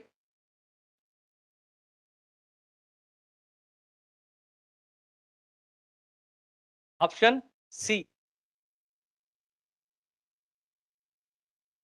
Efficiency of administration ನ ಎಲ್ಲೂ ಡಿಫೈನ್ ಮಾಡಿಲ್ಲ. ಸೊ ಜನರಲಿ ಸ್ಪೀಕಿಂಗ್ ರಿಸರ್ವೇಶನ್ ಅನ್ನೋದು ರಿಸರ್ಚ್ ಸೆಂಟರ್ಗಳಲ್ಲಿ ಇರಲ್ಲ. R&D ಎಲ್ಲಿ ನಡೆಯುತ್ತಲ್ಲ ಆ ಜಾಗದಲ್ಲಿ IASC ಅಥವಾ ಇಸ್ರೋ ಅದರಲ್ಲಿ ಯಾವ್ದ್ರಲ್ಲಿ R&D ಇದೆ, ರಿಸರ್ಚ್ ಅಂಡ್ ಡೆವಲಪ್ಮೆಂಟ್, ಆ ವಿಂಗ್ ಅಲ್ಲಿ ಎಫಿಷಿಯನ್ಸಿ ಆಧಾರದ ಮೇಲೆ SC ST OBC ಅಂತೇಳಿ ಸೆಗ್ರಿಗೇಷನ್ ಮಾಡೋದಿಲ್ಲ. ಅಲ್ಲಿ ಯಾವ್ದಕ್ಕೆ ಬೆಲೆ ಕೊಡ್ತೀವಿ ಅಂತಂದ್ರೆ only 4. Next question number 76. The data protection restricts sharing of personal data, but RTI Expert argues it weakens transparency. Is conflict between statutory rights. Alange bariri localization of data. Localization of data. ISPs, internet service providers. ಎಲ್ಲಿದ್ದಾರೆ ಅವ್ರು ಏನು ಕೆಲಸ ಮಾಡ್ತಾರೆ ಅದನ್ನ ಓದ್ಕೋಬೇಕು. Then you should read about big data. Big data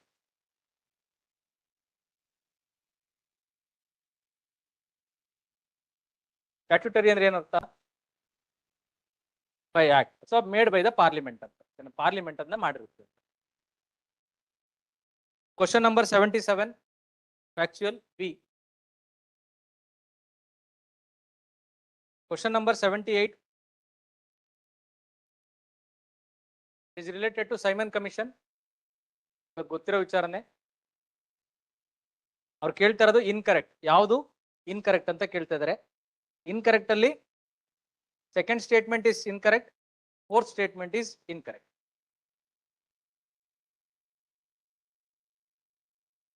question number 79 A. It's related to 7th schedule. Union list, article 246, census. Next, question number 80. Veena, schedules ಬಗ್ಗೆ ಆಗಲೇ ಓದಿದೀವಿ. Fourth schedule is related to allocation of Rajya Sabha seats. Question number 81. A. Which of the following Indian polity is essential feature that indicate that it is a federal in character? So federation ಗೆ ಇರಂತಹ character ಯಾವುದು ಅಂತ ಕೇಳ್ತಾ ಇದ್ದಾರೆ. ಅದು judiciary. Next,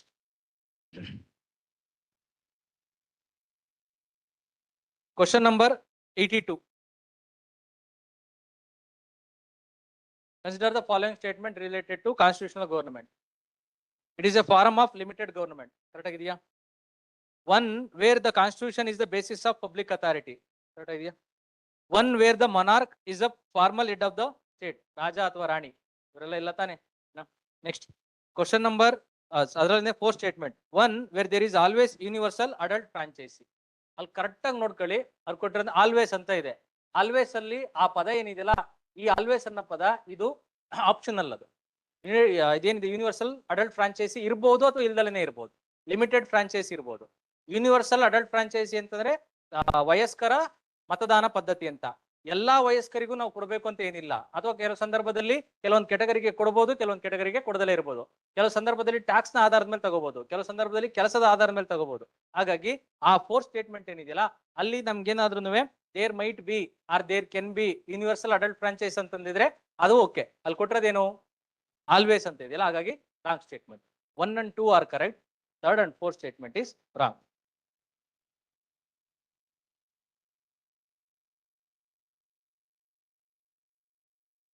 ಕೊಡ್ಬೋದು ಅಲ್ಲಿ in case ಅವ್ರಿ ಅಲ್ಲಿ ಅದು ನೀವು ಮತ್ತೆ ಅದನ್ನ ಕೊಡ್ಲಿಲ್ಲ ಅಂತಂದ್ರೂ ಅದೇ ಮೀನಿಂಗ್ಗೆ ಬರುತ್ತೆ. ಅದೇ ಮೀನಿಂಗ್ ನೀವೇನ್ ಹೇಳ್ತೀರಲ್ಲ ಅದು ಒಂದೇ ಇದು ಒಂದೇ. Next question number 83. Right to property.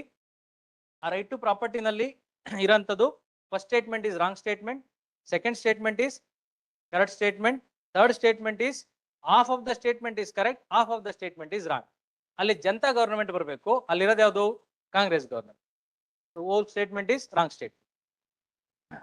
ಅಂತ ದೊಡ್ಡ ಅಪರಾಧ ಏನಾಗಿಲ್ಲ, ಇನ್ನು ಟೈಮ್ ಇದೆ, ಇನ್ನು 3-4 ತಿಂಗಳಿದೆ, ಅದಕ್ಕೆ ಯಾಕೆ ತಲೆ ಕೆಡಿಸ್ಕೊಂತೀವಿ? Question number 83 option 2. Fundamental rights ಅಂದ್ರೆ ಏನು? ಕಾನ್ಸ್ಟಿಟ್ಯೂಷನಲ್ ರೈಟ್ಸ್ ಅಂದ್ರೆ ಏನು?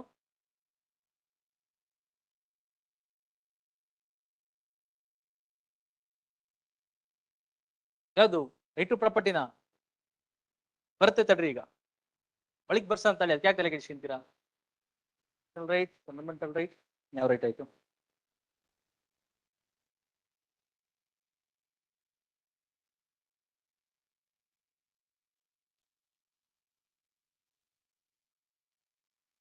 ನೋಡ್ಕೊಳ್ಳಿ, ಇಷ್ಟೇ ಇರೋದು. ಫಂಡಮೆಂಟಲ್ ರೈಟ್ಸ್ ಅಂತಂದ್ರೆ ಪಾರ್ಟ್ 3 ಆಫ್ ಇಂಡಿಯನ್ ಕಾನ್ಸ್ಟಿಟ್ಯೂಷನ್ ಅಲ್ಲಿ ಯಾವ್ದು ಮೆನ್ಷನ್ ಮಾಡಿದಾರೋ ಅದನ್ನ ಮಾತ್ರ ಫಂಡಮೆಂಟಲ್ ರೈಟ್ಸ್ ಅಂತ ಕರಿತೀವಿ. ಅದರ ಅರ್ಥ ಆರ್ಟಿಕಲ್ 14 ಇಂದ ಹಿಡಿದು ಆರ್ಟಿಕಲ್ 36 ವರೆಗೂ ಏನಿದಾವೆ ಅವೆಲ್ಲವೂ ಸಹ ಪೂರ್ತಿಯಾಗಿ ಫಂಡಮೆಂಟಲ್ ರೈಟ್ಸ್. ಸೊ ಇದು ಫಂಡಮೆಂಟಲ್ ರೈಟ್. ಸೊ ಈಗ ಈ ಒಂದು ಆರ್ಟಿಕಲ್ 21 ಅನ್ನ ಕೇಳ್ಬಿಟ್ಟು ಅವರು ಇದು ಫಂಡಮೆಂಟಲ್ ರೈಟ್ ಅನ್ನೋ ಒಂದು ಸ್ಟೇಟ್ಮೆಂಟೇ ಬರ್ದಿರಲ್ಲ. ಅವ್ರು ಏನಂತ ಬರ್ದಿರ್ತಾರೆ ಅಂತಂದ್ರೆ, ಆ ಜಾಗದಲ್ಲಿ ಅವ್ರು ಬರ್ದಿರೋಂಥದ್ದು it is a human right ಅಂತ ಬರ್ದಿರ್ತಾರೆ, ಇಲ್ಲ ಅಂತಂದ್ರೆ ಇಟ್ ಈಸ್ ಕಾನ್ಸ್ಟಿಟ್ಯೂಷನಲ್ ರೈಟ್ ಅಂತ ಬರ್ದಿರ್ತಾರೆ, ಇಟ್ ಈಸ್ ಲೀಗಲ್ ರೈಟ್ ಅಂತ ಬರ್ದಿರ್ತಾರೆ, ಫಂಡಮೆಂಟಲ್ ರೈಟ್ ನ ಬರ್ದಿಲ್ಲ. ಇಷ್ಟು ಈಗ ನೋಡ್ಕೊಳ್ಳಿ. ಸೊ ಯಾವ್ದಾದ್ರು ಒಂದು rights part 3 of Indian constitution ಅಲ್ಲಿ ಬರ್ದಿದ್ದಾರೆ ಅಂತಂದ್ರೆ ಅದು ಮೂಲಭೂತ ಹಕ್ಕುಗಳು ಅಂತ. ಸೊ ಅದು ಮೋಸ್ಟ್ ಪ್ರಾಮಿನೆಂಟ್ ಆನ್ಸರ್ ಅದಕ್ಕೆ. ಸೊ ಆ ಸ್ಟೇಟ್ಮೆಂಟ್ ಇಲ್ಲ ಅಂತಂದ್ರೆ ಈ ಪಾರ್ಟ್ 3 ಅನ್ನೋದು ಕಾನ್ಸ್ಟಿಟ್ಯೂಷನ್ ನ ಭಾಗ ತಾನೆ. ಹಾಗಾಗಿ ಈ ಪಾರ್ಟ್ 3 ಅನ್ನೋದು ಕಾನ್ಸ್ಟಿಟ್ಯೂಷನ್ ಇಷ್ಟು ದಪ್ಪ ಬುಕ್ ಇರೋದು, ಅದ್ರಲ್ಲಿ ಒಂದು ಸಣ್ಣ ಬುಕ್. ಹಾಗಾಗಿ ಈ ಪದ ಇಲ್ಲ ಅಂತಾರೆ, ನೆಕ್ಸ್ಟ್ ಪದ ಯಾವ್ದು ಮ್ಯಾಚ್ ಆಗ್ಬೇಕು? Constitutional right. ಇದೇ ಅರ್ಥ. ಪಾರ್ಟ್ 3 ನಲ್ಲಿ ಇದ್ರೆ ಫಂಡಮೆಂಟಲ್ ರೈಟ್ ಅಂತ ಕರಿತೀವಿ. ಪಾರ್ಟ್ 3 ಅನ್ನ ಹೊರತುಪಡಿಸಿ ಕಾನ್ಸ್ಟಿಟ್ಯೂಷನ್ ನಲ್ಲಿ ಬೇರೆ ಭಾಗದಲ್ಲಿ ಎಲ್ಲರೂ ಇದ್ರೆ ಅದೇನಂತ ಕರಿಬೇಕಾಗುತ್ತೆ?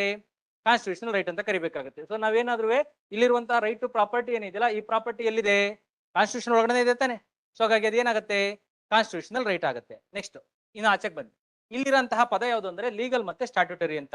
ಲೀಗಲ್ ಮತ್ತೆ ಸ್ಟ್ಯಾಟ್ಯೂಟರಿ ಅನ್ನೋ ಪದದಲ್ಲಿ ಸ್ಟ್ಯಾಟ್ಯೂಟರಿ ಅಂತಂದ್ರೆ it is based on the law ಅಂತ. ಈಗ ನೀವೇನಾದ್ರೂ MG ನರೇಗಾ ಆಕ್ಟ್ ಅನ್ನ ನೋಡಿದ್ರೆ ನಿಮ್ಗೆ 125 ದಿನಗಳ ಕಾಲ ಕೆಲಸವನ್ನ ಕೊಡಬೇಕು ಅಂತ ಇದೆ. ಸೊ ಕೆಲಸವನ್ನ ಕೊಡಬೇಕು ಅಂತಂದ್ರೆ ರೈಟ್ ಟು ವರ್ಕ್ ಅಂತ ಇದೆ. ಈ ರೈಟ್ ಟು ವರ್ಕ್ ಯಾರ ಅಂಡರ್ ಇದೆ? ಫಂಡಮೆಂಟಲ್ ರೈಟ್ಸ್ ಅಲ್ಲಿ ಇದೆಯಾ? ಕಾನ್ಸ್ಟಿಟ್ಯೂಷನ್ ಅಲ್ಲಿ ಇದೆಯಾ? ಎಲ್ಲಿದೆ? ಲೀಗಲ್ ರೈಟ್ಸ್ ಅಲ್ಲಿ ಇದೆ. ಸೊ ಇದು ಏನಿದು? ಲೀಗಲ್ ರೈಟ್ ಆಗುತ್ತಾ? ಕಾನ್ಸ್ಟಿಟ್ಯೂಷನಲ್ ರೈಟ್ ಆಗುತ್ತಾ? ಲೀಗಲ್ ರೈಟ್ ಆಗುತ್ತೆ. ಸೊ ಯಾಗೇನೆ ರೈಟ್ ಟು ಇನ್ಫಾರ್ಮೇಶನ್ ಅಂತ ಇದೆ. ಆ ರೈಟ್ ಟು ಇನ್ಫಾರ್ಮೇಶನ್ ಅಲ್ಲಿ ನಿಮಗೆ RTA 2005 ಏನಿದೆಯಲ್ಲ, ಆ 2005 ಅಲ್ಲಿ ಇನ್ಫಾರ್ಮೇಶನ್ ಕೊಡ್ಲೇಬೇಕು ಅನ್ನೋ ಒಂದು ಹಕ್ಕು ಎಲ್ಲಿ ಬರುತ್ತೆ ನನಗೆ? ಲೀಗಲ್ ರೈಟಾ ಇಲ್ಲ ಅಂತಂದ್ರೆ ಕಾನ್ಸ್ಟಿಟ್ಯೂಷನಲ್ ರೈಟಾ? Legal right. ಸೊ ಈ ರೀತಿಯಾಗಿ ನನಗೆ ಏನಾದ್ರು ಮಾಹಿತಿ ಸಿಕ್ಕಿಲ್ಲ ಅಂದ್ರೆ ನಾನು ಕೋರ್ಟ್ಗೆ ಹೋಗಕ್ಕೆ ಅವಕಾಶ ಇದೆ ಅಂತಂದ್ರೆ that is called as legal right. ನನಗೆ ಯಾವ್ದಾದ್ರು ಸಂದರ್ಭದಲ್ಲಿ ಆರ್ಟಿಕಲ್ 17 ಏನಾರು ವೈಲೇಟ್ ಆಗಿದೆ ಅಂತಂದ್ರೆ ಆ ಆರ್ಟಿಕಲ್ 17 ವೈಲೇಟ್ ಆದ್ರೆ ನಾನು ಎಲ್ಲಿಗೆ ಹೋಗ್ಬೋದು? ಕೋರ್ಟ್ಗೆ ಹೋಗ್ಬೋದು. ಆ ಕೋರ್ಟ್ಗೆ ಹೋದ್ರೆ ನನಗೆ ಯಾವ್ದನ್ನ ತಾಂತೀನಿ ರೆಫರೆನ್ಸ್ ಅಂತಂದ್ರೆ ಆರ್ಟಿಕಲ್ 17 ತಾಂತೀನಿ, ಕಾನ್ಸ್ಟಿಟ್ಯೂಷನ್ ತಾಂತೀನಿ, ಲೀಗಲ್ ರೈಟ್ಸ್ ತಾಂತೀನಿ. ಈ ಕರೆಕ್ಟಾಗಿ ಹೇಳಿ ನೋಡ್ಕೊಳ್ಳಿ. All fundamental rights R constitutional rights, but not all constitutional rights R fundamental rights. All constitutional and the fundamental rights are legal rights, but not all legal rights are constitutional and fundamental rights. ಇಷ್ಟೇ ಇದ್ರ ಅರ್ಥ ಆಯ್ತಾ? ಈಗ ಈ constitution ನಮ್ಗೆ ಏನಾದ್ರೂ right to property violate ಆಗಿದೆ ಅಂತಂದ್ರೆ ನನ್ಗೆ ಏನಾದ್ರು ಕೋರ್ಟ್ಗೆ ಹೋಗ್ಬೇಕು ಅಂದ್ರೆ ನಾನು ಕಾನ್ಸ್ಟಿಟ್ಯೂಷನ್ ಕೈಲಿ ಇಟ್ಕೊಂಡು ಹೋಗ್ತೀನಿ, ಮತ್ತೆ ಬೇರೆ ಲಾನು ಕೈಲಿ ಇಟ್ಕೊಂಡು ಹೋಗ್ತೀನಿ ತಾನೆ. ಸೊ ಹಾಗಾಗಿ ಅದೇನಾಗುತ್ತೆ? Legal. So all constitutional, fundamental and statutory rights are ಏನದರ ಅರ್ಥ? Legal as per the constitution. Law backup ಇರಬೇಕು ಅಂತ ಅರ್ಥ. ಇದಕ್ಕೆ ಹೊರಗಡೆ ಇರೋದು ಒಂದೇ ಒಂದು ಯಾವುದು ಅಂದ್ರೆ ಹ್ಯೂಮನ್ ರೈಟ್ಸ್ ಅಂತಂದ್ರೆ ಇಷ್ಟೇ ಅರ್ಥ. ಇಡೀ ವಿಶ್ವದಲ್ಲಿ ಎಲ್ಲರೂ ಒಪ್ಪಿಕೊಂಡಿರುವಂತ ಅಂತ ಯೂನಿವರ್ಸಲ್ ರೈಟ್ಸ್. ಯುನೈಟೆಡ್ ನೇಷನ್ಸ್ ಅಲ್ಲಿ ಅದ್ರ ಬಗ್ಗೆ ಚರ್ಚೆ ನಡೆದಿದೆ. ಈಗ ರೈಟ್ ಟು ಫುಡ್ ಅಂತ ಇದೆ, ಯಾರಿಗೆ ಬೇಡ ಆಹಾರ? ಆ ರೈಟ್ ಟು ಫುಡ್ ಅನ್ನೋದೇನಿದೆ, ರೈಟ್ ಟು ನಾಲೆಡ್ಜ್ ಅನ್ನೋದೇನಿದೆ, ಇವೆಲ್ಲವೂ ಸಹ ಯಾವ್ದ್ರ ಅಂಡರ್ ಬರ್ತದೆ ಅಂದ್ರೆ ಈ ಒಂದು ಹ್ಯೂಮನ್ ರೈಟ್ಸ್ ಅಲ್ಲಿ. ಯುನೈಟೆಡ್ ನೇಷನ್ಸ್ ಜನರಲ್ ಅಸೆಂಬ್ಲಿಯಲ್ಲಿ ಯಾರ್ಯಾರು ಡಿಸ್ಕಸ್ ಆಗ್ತಾವಲ್ಲ ಅವೆಲ್ಲ ಹ್ಯೂಮನ್ ಆಯ್ತಾ? ಈಗ ಹೇಳಿ ಸೆಕೆಂಡ್ ಸ್ಟೇಟ್ಮೆಂಟ್ ಏನದು? ಮೋಸ್ಟ್ ಅಪ್ರಾಪ್ರಿಯೇಟ್ ಆನ್ಸರ್ನ ಹುಡುಕ್ಬೇಕಷ್ಟೇನೆ. Right to property is legal right. In case right to property is constitutional right ಅಂದ್ರೆ ಅದು ಕರೆಕ್ಟ್ ಆನ್ಸರ್. ಲೀಗಲ್ ರೈಟ್ ಅಂದ್ರೂ correct answer. Question number 84. Protection of women from domestic violence. ಇಲ್ಲಿ ಬೇಗ ಈಗಿನ ಹೇಳಿದ್ವಲ್ಲ ಅದೇ ತಾನೆ ಡೊಮೆಸ್ಟಿಕ್ ವೈಲೆನ್ಸ್. ಈ ಭಾರತದಲ್ಲಿ ಇಡೀ ಭಾರತವನ್ನ ತಲ್ಲಣಗೊಳಿಸಿದಂತಹ, ಕೌಟುಂಬಿಕ ವ್ಯವಸ್ಥೆಯನ್ನ ತಲ್ಲಣಗೊಳಿಸಿದಂತಹ ಒಂದು ಲಾ ಯಾವುದು ಅಂತಂದ್ರೆ ಇದು. ಮೈಸೂರು ಯೂನಿವರ್ಸಿಟಿನಲ್ಲಿ ಒಂದು ಸಂಘ ಇದೆ. ಯಾವ್ದು ಅಂತಾರೆ? ಹಿಂದೆ ಎಲ್ಲ ಏನಿರ್ತಿತ್ತು ಅಂದ್ರೆ ನೊಂದ ಹೆಂಗಸರ ಸಂಘ ಅಂತಿತ್ತು. ಅಲ್ಲಿರೋದು ಯಾವ್ದು ಅಂತಂದ್ರೆ ನೊಂದ ಗಂಡರ ಸಂಘ ಅಂತ. ಅವರೆಲ್ಲ ಹೋಗಿ ಚರ್ಚೆ ಮಾಡಿ ನಾನು ಹೆಂಡ್ತಿಂಗ್ ಮಾಡೋಳೆ ಅಂತೇಳಿ ಅವರೆಲ್ಲ ಹೋಯ್ತಾರೆ ಆ ಎಮ್ಮಗೆ ಸಮಾಧಾನ ಮಾಡೋದಕ್ಕೆ. ನಿಮ್ಗೆಲ್ಲ ಮಾಡಬಾರ್ದು ಕಣಮ್ಮ ಅಂತೇಳಿ. ಮುಂದಿನ ಜೀವನದಲ್ಲಿ ಅಥವಾ ಮುಂದಿನ ಯುಗದಲ್ಲಿ ನಿಮ್ಗೇನಾರ ಸಮಸ್ಯೆ ಆದ್ರೆ ರಿಜಿಸ್ಟರ್ ಆಗ್ಬೋದು. ನಾನಂತೂ ರಿಜಿಸ್ಟರ್ ಆಗಿಲ್ಲ, ನೀವು ಯಾರಾದ್ರೂ ಇದಾದ್ರೆ ಆಗ್ಬೋದು. ನೆಕ್ಸ್ಟ್ ಕ್ವಶನ್ ನಂಬರ್ ಅರ್ಥ ಆಯ್ತಾ ಈಗ? ಲೀಗಲ್ ರೈಟ್ ಅಂದ್ರೆ ಡೊಮೆಸ್ಟಿಕ್ ವೈಲೆನ್ಸ್ ಯಾವ್ದಕ್ಕೆ ಬರುತ್ತೆ? Legal right. ಸರಿನಾ? ರೈಟ್ ಟು ಫುಡ್ ಯಾರಿಗೆ ಬರುತ್ತೆ? ಹ್ಯೂಮನ್ ರೈಟ್ಸ್ ಬರುತ್ತೆ. ಸರಿನಾ? ಆರ್ಟಿಕಲ್ 21 ಅಂದ್ರೆ ಯಾವ್ದಕ್ಕೆ ಬರುತ್ತೆ? Fundamental right. ಮೋಸ್ಟ್ ಅಪ್ರಾಪ್ರಿಯೇಟ್ ಯಾವ್ದು ಇದೆಯಲ್ಲ ಅದನ್ನ ಹುಡುಕ್ತಾರೆ. ಕ್ವಶನ್ ನಂಬರ್ 85 ಡಿನಾ ಅಡಿಷನ್, ಡಿಲಿಷನ್, ವೇರಿಯೇಷನ್, ರಿಪೀಲ್ ಏನಾದ್ರೂ ಮಾಡಿ that is part of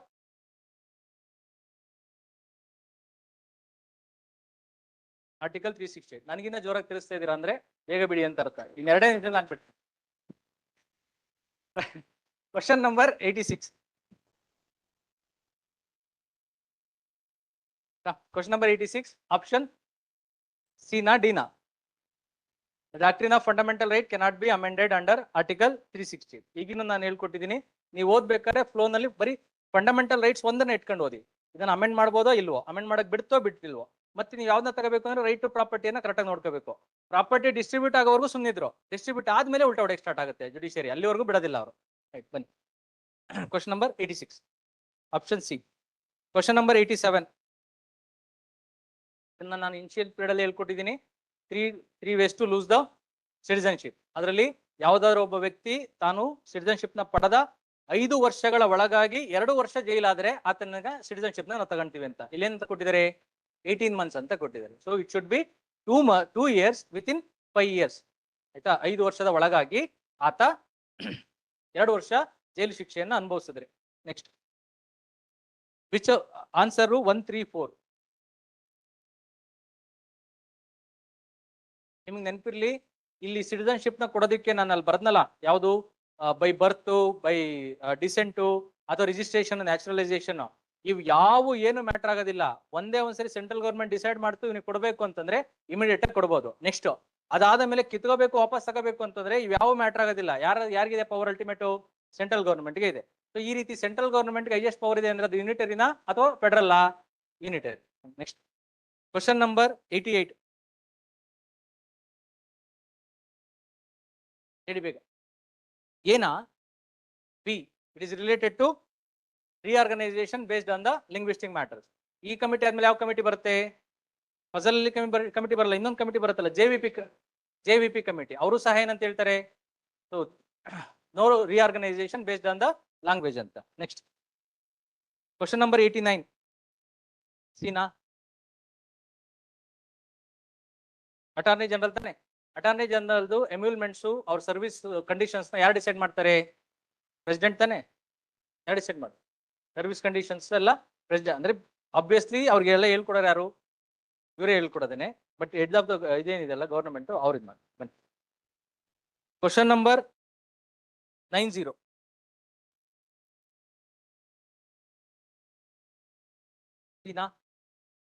one thing sure, communal electorate was introduce. 4 ಅಂತೂ ಕರೆಕ್ಟ್ ಆಗಿದೆ. It introduce dyarchy in the provinces.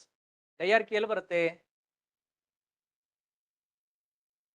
1919 act ಅಲ್ಲಿ ಬರುತ್ತೆ. ಸರಿನಾ? So it not in.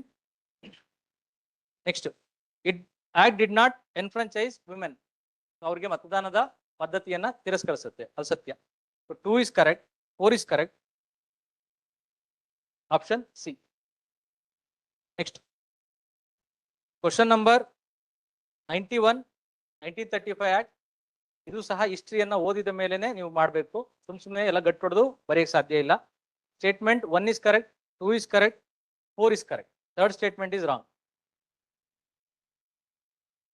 Next question number 92.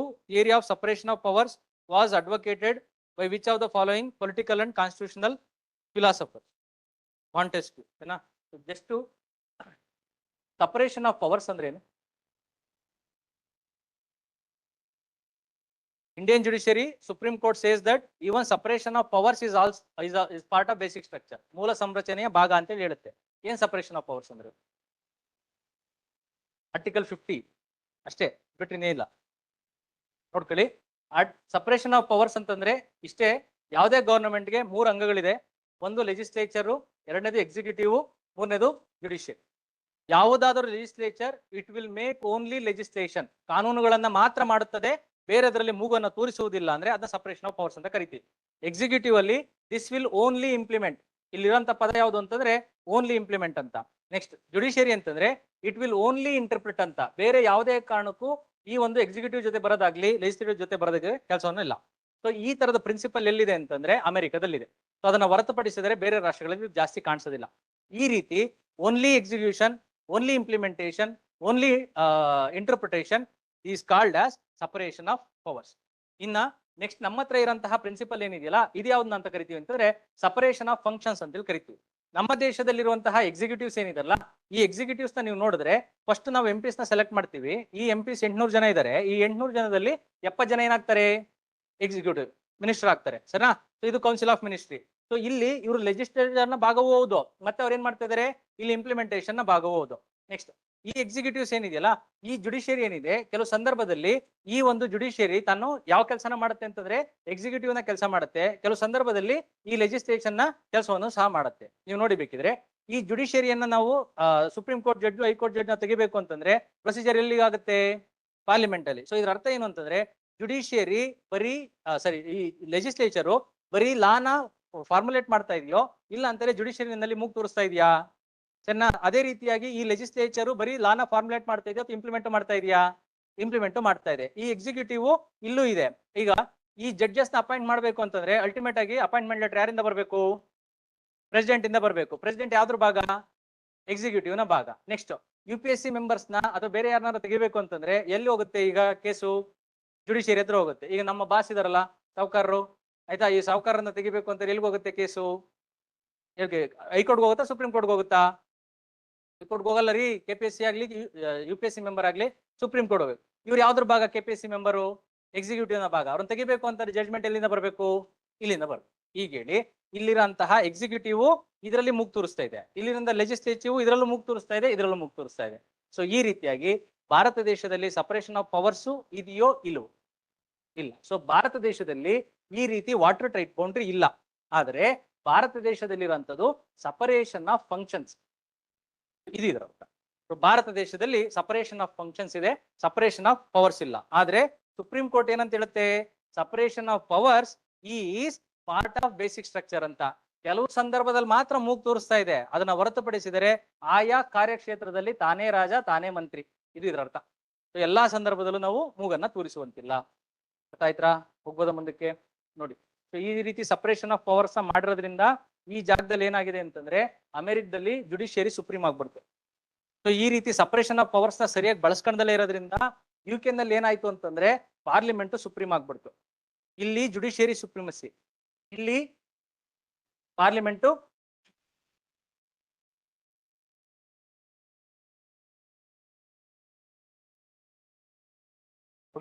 Parliament ಸುಪ್ರೀಮಸಿ. So ಇಂಡಿಯಾದಲ್ಲಿ ಇವೆರಡನ್ನೂ ಸಹ ಮಿಕ್ಸಪ್ ಮಾಡ್ತಾರೆ. ಯಾವುದೇ ಕಾರಣಕ್ಕೂ ಅವರು ಎರಡನ್ನೂ ಸಹ ಕೊಡುವುದಿಲ್ಲ.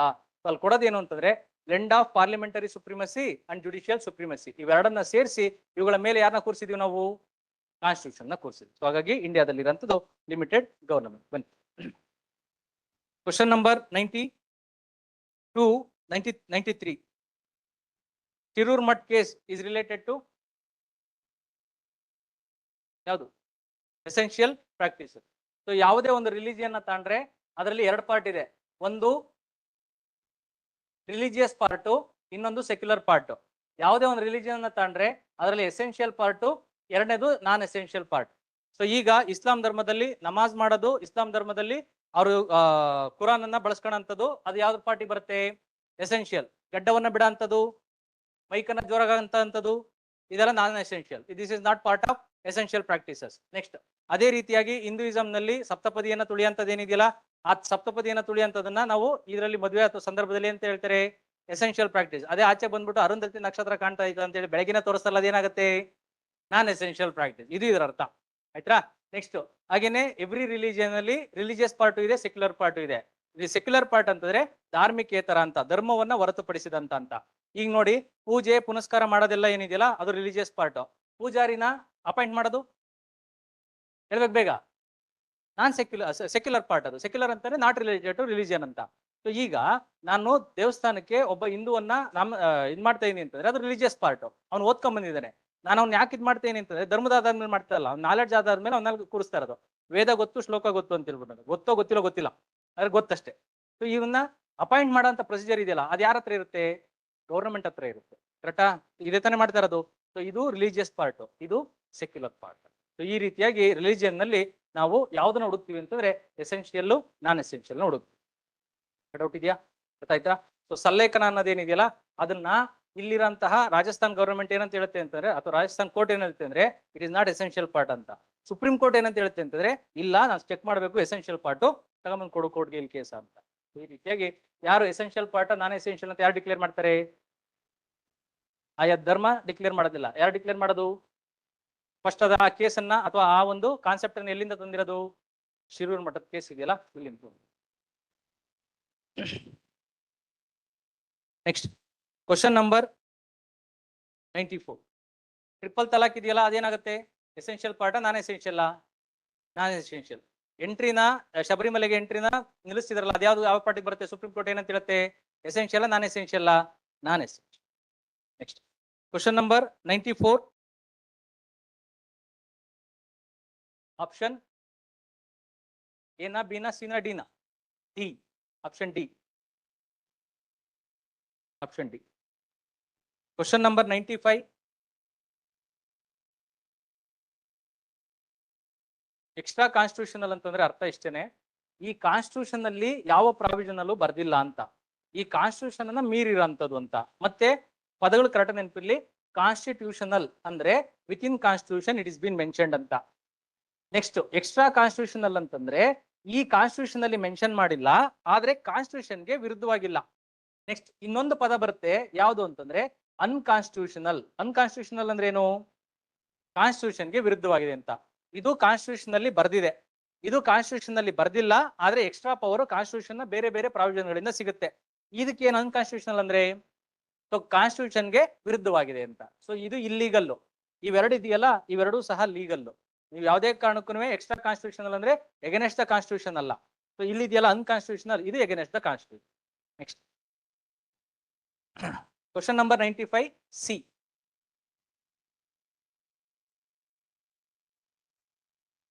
The power which is not in accordance with the provisions of the constitution. Extra constitutional, unconstitutional alla. Against the constitution antandre adu unconstitutional. Next question number 96. ನಿಮಗೆ ನೆನಪಿರ್ಲಿ, ಇವೆಲ್ಲ ಪದಗಳಿದಾವಲ್ಲ, ಲಾ ನಲ್ಲಿ no two words are similar. ಯಾವುದೇ ಕಾರಣಕ್ಕೂ ಕಾನೂನಿನಲ್ಲಿ ಎರಡು ಪದಗಳು ಸಮ ಅಲ್ವೇ ಅಲ್ಲ. ಸೊ ಎಲ್ಲಾ ಪದಗಳಿಗೂ ಭಿನ್ನ ಭಿನ್ನ ವ್ಯಾಖ್ಯಾನಗಳು ಇರ್ತವೆ. ಸೊ ಇದು ಒಂದು ಕಾನೂನು, ನಮ್ಮ ಒಂದು ಕಾನ್ಸ್ಟಿಟ್ಯೂಷನ್ ಅನ್ನೋದು. ಹಾಗಾಗಿ ಯಾವ ಪದಗಳು ಸಿಮಿಲರ್ ಅಲ್ಲ. KGF ಅಲ್ಲಿ ಹೇಳ್ತಂದಲ್ಲ, ಸೇಮ್ ಸೇಮ್ ಬಟ್ ಡಿಫ್ರೆಂಟ್ ಅಂತಂದಲ್ಲ, ಹಂಗೆ ಅದು ಅಷ್ಟೇನೆ. ಲುಕ್ಸ್ ಒಂದೇ ತರ ಕಾಣಿಸುತ್ತೆ. ಯಾವ CEO ಅಂತಂದ್ರೆ ನಾನು CEO, same same but different ಅಷ್ಟೇನೆ. Question number 96. Parliament has the highest power. Question number 97. None of the above been matched properly. Next question number 98. Preventive detention is mentioned in both list, union list and concurrent list. Next Misa Lalu Prasad Yadav ಕೇಳಿದಿರಾ? ಅವ್ರ ಮಗಳ ಹೆಸರು ಮೀಸಾ ಯಾದವ್ ಅಂತ. ಮೀಸೆ ಯಾದವ್ ಅಲ್ಲ, ಮೀಸಾ ಯಾದವ್. ಮೀಸಾ ಅಂತಂದ್ರೆ maintenance of internal security act ಅಂತ. ಇದು ಯಾವಾಗ ಬಂದಿದ್ದು ಅಂತಂದ್ರೆ ಎಮರ್ಜೆನ್ಸಿ ಟೈಮಲ್ಲಿ. ಎಮರ್ಜೆನ್ಸಿ ಟೈಮಲ್ಲಿ ಲಲ್ಲು ಪ್ರಸಾದ್ ಯಾದವ್ ಅವರು ಜೈಲಲ್ಲಿ ಇದ್ರು. ಆಗ ಮನೆಯಲ್ಲಿ ಮಗ ಹುಟ್ಟಿತು. ಆ ಮಗುಗೆ ಮತ್ತೆ ನೀವೇನು ತಪ್ಪೆಲ್ಲ ತಿಳ್ಕೊಳಂಗಿಲ್ಲ, ಜನರಲ್ ಆಗಿ ಹೇಳ್ತಾ ಇರೋದು ಅಂದ್ರೆ ಇದು ಮಗುವಿನ ಜನನವಾಯ್ತು. ಅದಕ್ಕೆ ಈ ಒಂದು ಆಕ್ಟ್ ಏನಿದೆಯಲ್ಲ, ಈ ಆಕ್ಟ್ ಮೇಲೆನೆ ಅದು ಮಗುಗೆ ಹೆಸರಿಟ್ರು. ಅವಳಿಗೆ ಹೆಸರು ಏನಂತ ಮೀಸಾ ಯಾದವ್ ಅಂತ.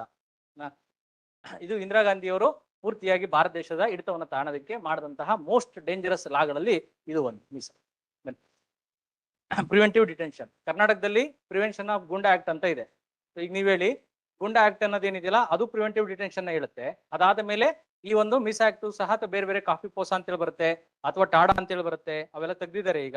ಮತ್ತೆ ಈಗ UAPA ಅಂತ ಇದೆ, ಅನ್ಲಾಫುಲ್ ಆಕ್ಟಿವಿಟೀಸ್ ಪ್ರಿವೆನ್ಷನ್ ಆಕ್ಟ್ ಅಂತ. ಅವೆಲ್ಲ ಯಾವ್ದು ಸಂಬಂಧಪಟ್ಟಿರೋದು? Preventive detention. So central government ಮಾಡ್ತಾ ಇದೆ ಅಂದ್ರೆ ಅದು ಎದ್ರಲ್ಲಿ ಇರುತ್ತೆ? ಇಲ್ಲ, ಯೂನಿಯನ್ ಲಿಸ್ಟ್ ಅಲ್ಲಿ ಇರುತ್ತೆ.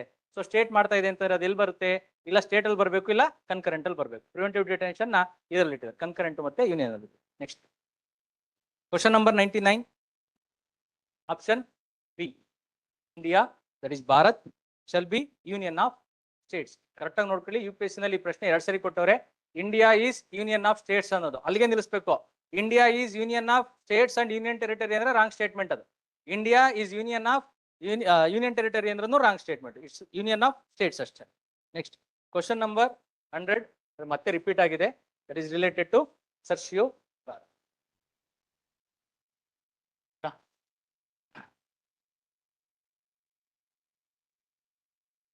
ಏನೋ ಡೌಟ್ ಇದೆಯಾ? ನನಗೆ ಗೊತ್ತು ಇದ್ರು ನೀವು ಕೇಳಲ್ಲ ಅಂತ. ಒಳ್ಳೇದಾಗ್ಲಿ, ಚೆನ್ನಾಗಿ ಓದ್ಕೊಳ್ಳಿ. ನೆಕ್ಸ್ಟ್ ಟೈಮ್ ಬರ್ಬೇಕಾದ್ರೆ ಚೆನ್ನಾಗಿ ಓದ್ಕೊಂಡು ಬನ್ನಿ. ಹಳೆ ಪ್ರಶ್ನೆ ಪತ್ರಿಕೆಗಳು ಎಷ್ಟು ಸಿಗ್ತಾವಲ್ಲ ಅದರ ಡಿಫ್ರೆಂಟ್ ಕ್ವಶನ್ಸ್ ಏನಿದಾವಲ್ಲ ಅವುಗಳನ್ನೆಲ್ಲ ಓದ್ಕೊಂಡು ಬನ್ನಿ. ನೆಕ್ಸ್ಟ್ ಟೈಮ್ ಇಂದ ಇನ್ನೂ ಸಹ ಇದಕ್ಕಿಂತ ವ್ಯವಸ್ಥಿತವಾದ ಅಂದ್ರೆ ಇದ್ರೇನ್ ಕ್ವಶನ್ ಇದೆಯಲ್ಲ ಇದಕ್ಕಿನ್ನ ಚೆನ್ನಾಗಿರೋಂಥ ಕ್ವಶನ್ಗಳನ್ನು ತೆಗೆದು ಎಲ್ಲಾ ಕಾನ್ಸೆಪ್ಟ್ ನಾನು ಡಿಸ್ಕಸ್ ಮಾಡಿ. All the best.